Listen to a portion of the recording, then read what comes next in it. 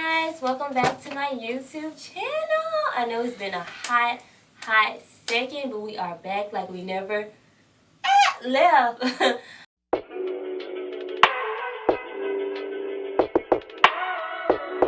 Okay, so in today's video, I'm just going to be talking about how to become a flight attendant, the things you need to do, the things you don't need to do, the things you need to say, and the things you don't need to say. Okay? So, the first thing I'm going to talk about, or the first thing I feel like you should do if you're wanting to become a flight attendant is save. Save. We just going to start throwing up some dollar signs up here.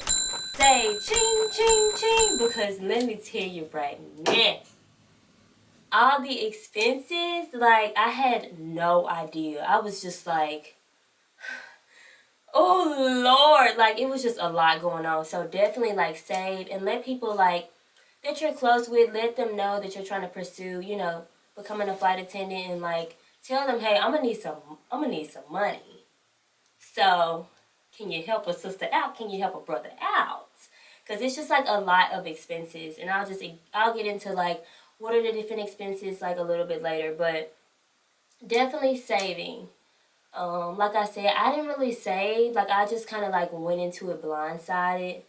Because, like, I never even thought about being a flight attendant. Like I heard, like, the position was opening up. So I was like, okay, maybe I would like this. Let's see. You know what I'm saying? So I just tried it, just, you know, just to try some shit. And, like, not knowing, like, you know, it's a lot. It is a lot. So, yeah, definitely save. Because, like I said, I did, and it's just a lot when you're not prepared. So the next thing I would say is doing research on, like, what airline you want to work for. So, like, learning about the company, researching, like, just, like, their goals, and, like, you know how every, like, company has, like, a mission statement, and learning, like, what the company values and just different stuff like that, and see if it fits your morals and values and ethics, and if they line up, apply. Okay? So, yeah, definitely research every airline. Like, I get a lot of people ask me, what airline you work for? What airline you for? What airline you for? And I'm just thinking, like, baby, you got to research the stuff for yourself and see which one you want to work for, because it might not be, you know, the route that I took. So definitely research and see, you know, what airline you want to work for, what airline you feel comfortable with, because every airline is different. So definitely do your research. You know, we never want to read, we don't want to research. So don't take the shortcut route on, like, researching, because it's, like, it's really important, because you will get into a job and then you will figure out, like, they don't value you, like, they don't care. Like, some companies could be low the down, and, you know, you just going into it blindsided, not knowing, because you didn't do your research, and you don't really know what the company values. You just another number. It's just a lot going on, so just research. So it's a lot of things that people don't tell you, so of course, so you don't learn until after the fact, and after that it's too late. So definitely research. So I feel like it's just, because a lot of people ask me, how do you apply? It's honestly just like any other job, applying online. So once you, like, do the research, it's like, okay, I know what airline I want to work for. Now it's just like going to the website and applying. And it should, like, somewhere on the website, it should be, like, apply here, or, like, a lot of, like, websites that have, like, careers, like a career tab, and you can kind of just click that, and then it'll have, like, all the different, like, what am I trying to say? Like, all the different positions within that category. So apply online, do the application, and then you should hear something back from the company, like, and you should get, like, an email. And, like, for me, don't just, like, depend on, like, your general mail. Like, sometimes, like, things can go to, like, your junk mail, or some things can even be put in the trash on accident. Like, you know how technology is, child. So check, like, every inbox, your junk mail, your trash mail, your drafts mail, just check every part of your mail to make sure, you know, they sent that email. And I think with my job, it was like within 2 weeks I found out, like, that I got the position. So just kind of like watch out for it, like make sure you checking it, that type of thing, keep up with it. So yeah. Applying online, like it's like every other job, any other job, you have to apply online.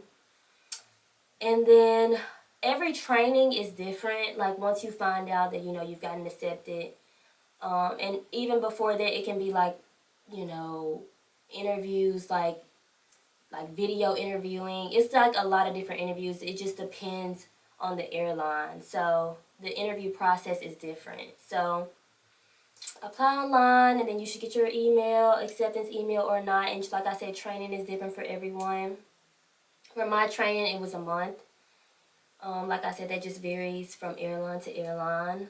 And the biggest thing for me, you kind of have to be ready to not being home. Like just being away from home, being away from your family, literally living out of a suitcase. Like I'm telling y'all, like literally living out of a suitcase. Like I packed for a 4-day trip that got extended.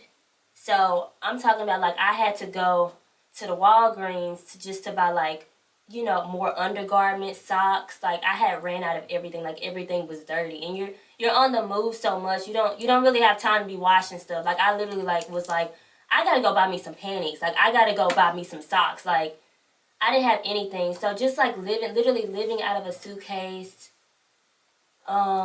Just working all types of crazy hours.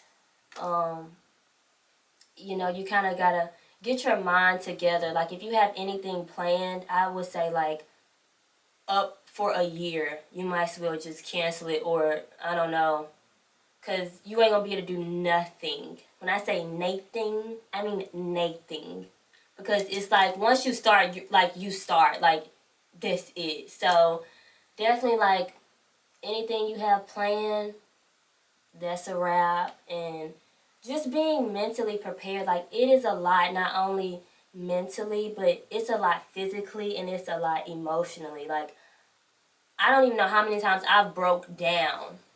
Like I have been on a trip, had to go in the bathroom because like I'm just so emotionally drained, because you're surrounded by people all day, every day, like from when you have to get to the airport to when you start your trip to when you end your trip. So it's just a lot of human interaction, and if you're not used to that, you can kind of spiral out of control. Like it can get really, really bad. So the biggest thing for me was just not being able to be around my family. I'm very family oriented, so for me to miss like family events, it was really, really hard on me. Like I missed Thanksgiving, like I basically missed Christmas, like New Year's. Like it was a lot. And especially just starting out, like no one tells you like all the things that you have to be prepared for. So you kind of just get thrown into it, and you kind of just have to figure it out on your own. Like, yeah, you go through training, but it's some things that, they don't tell you in training. So you kind of just learn as you go. So you just got to be comfortable with that. And then it's a lot of things that you have to think about before you even start. Like I just said, like, okay, am I going to be comfortable not being at home? Am I going to be comfortable missing holidays? Am I going to be comfortable, missing birthdays, missing my own birthday? Because more likely when you start, you're gonna be working. And taking off, that's a whole nother story, child, because it's a lot taking off. So you're definitely your first year, it's none of that. Especially when you're fresh, your seniority is in the trash. So you're going to be the last to get everything. So it's a lot. So, and then especially like if you're in a relationship, that could be hard because it's like you're never at home. So you guys pretty much never get to see each other. So that puts a strain. They can put a strain on your relationship. So you kind of just got to know how to balance everything. And it's so hard, especially just starting. You're lonely. You're in a new place. Like, I was based in Dallas. And I had never been to Dallas in my entire life. So I was literally just thrown in a new place that I had never been to before. And it was so scary. And I was like, oh my God, what am I going to do? Where am I going to live? I don't know these people. Oh Lord. So just like a lot of question mark, question mark, question mark. I don't know what I'm going to do, but I'm going to go and I'm going to make the best of it, and I'm going to push myself. But everyone is different. You know, everyone can't deal with that type of pressure. So it just depends on the individual. So, but yeah, definitely being away from home, living out of a suitcase, being thrown into a new place you've never been to before. That's really hard. I mean, for anyone working with all different types of people. Child, working with all different types of people. You know, because you're not going to mesh with everybody. And it's okay. Like, I'm the type of person, like, I like to get along with everybody. I don't like conflict. I don't like confrontation. So, you know, I just try to be nice and, you know, sweet. But everybody not like that. So you gotta, you know how to work with all different types of people.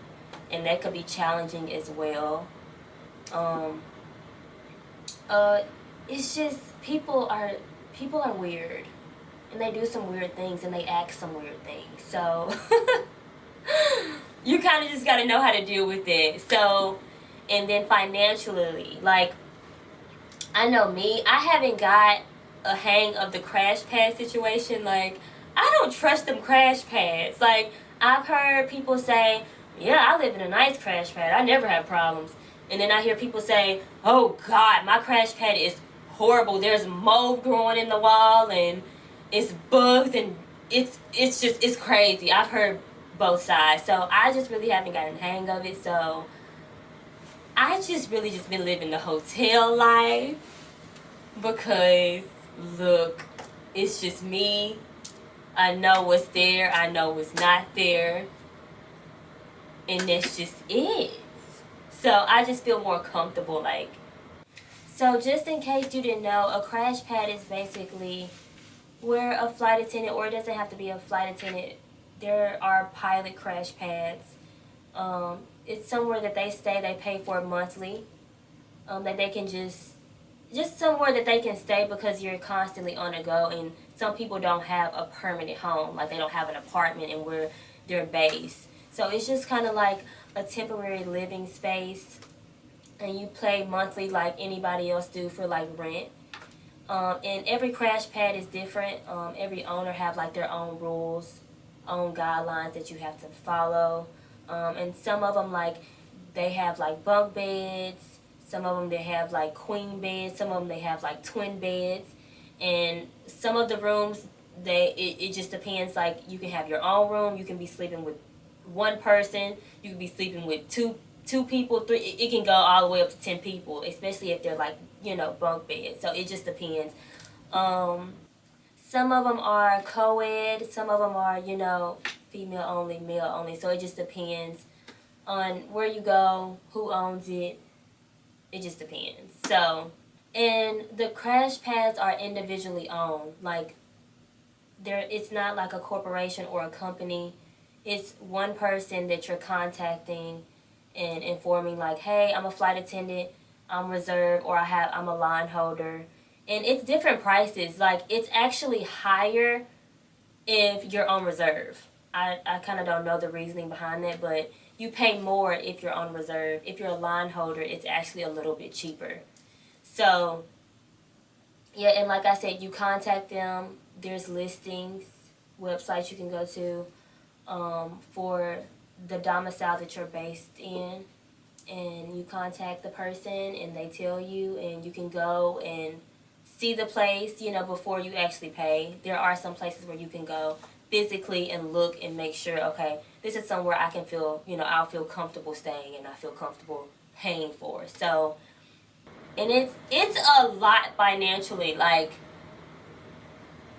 it can range, like, I don't even know, like, you can spend so much money just on hotels. One of my friends that I was in training with, she spent $4,000 on hotels alone in 1 month. So it's just crazy, and that's why I say it's so important. It's so important to save, because you have hotels. You have, if you choose the hotel route, you don't have to choose the hotel route, but crash pads do cost monthly as well, though. So you still need money to have somewhere to live. So you got to have somewhere to live. You have to have food. Now, what would be more efficient is to kind of like meal prep. That helps save so much money, because you would spend so much money on food on the road. It's ridiculous. So if you can, I would say try to meal prep. Because, and like carry, obviously carry a lunchbox so you can keep your meals in there. Have your little ice pack so everything can stay, cold. Because if you don't, like, you'll just be spending money on food, like eating out everywhere. And I know, like, a lot of the times my trips end late. Like, we get done 10, 11, 12. So everything is pretty much closed. So, at those hours, the only thing open is unhealthy stuff. So you end up, you eat McDonald's or you eat nothing. You go to sleep hungry. So you kind of just got to figure out what works best for you. I don't meal prep. I've never meal prepped. So, but you learn as you go. Now I'm like, bitch, you don't meal prep, but you finna start meal prepping because this is getting ridiculous. Okay, so just to recap, because I know I was like all over the place. So first things first, save, save, save, save, woo, save, save, save, save, woo. Save. Be okay with being away from your family, your loved ones, missing like big holidays and big events. Because when you're new, Chad, you're going to be working every holiday for a minute, okay? Because you're new, you just started. Like, everyone says you got to do your time. I can't stand it, but yes. Living out of a suitcase. Because you're going to be living out of a suitcase, baby. Whew, you're going to be living out of a suitcase, okay? Yeah, and just being on the go, being okay with always like, oh, I gotta get up and go, gotta get up and go, gotta get up and go, gotta get up and go, gotta get up and go, gotta get up and go. Always on the go, always on the move. You're in a different state every few hours. It's a lot. So being okay with that, that's why I say, like, mentally prepare yourself. That's another thing. Recap. Mentally prepare yourself. So I think I got everything. If I forgot anything, I'm gonna have to make a part 2, because it is a lot to break down. Like, you can't fit everything in one video. Like, it is a lot. So thank you guys for joining me today. Like I said, I know it's been a hot minute. My schedule is so crazy. Like I said, just starting. It's a lot.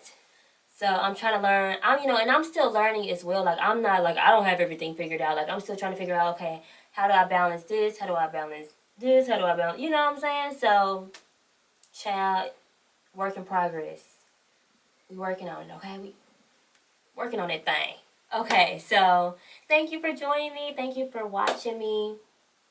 Support your girl. Subscribe, like, comment, share this video, and see you in the next one, because it'll probably be a part 2. So DM me questions. My Instagram is going to be in the link below. So follow me, DM me if you have any questions. Let me know. I'll make a part 2. And yes, thank you guys so much. And I'll see you on the next one.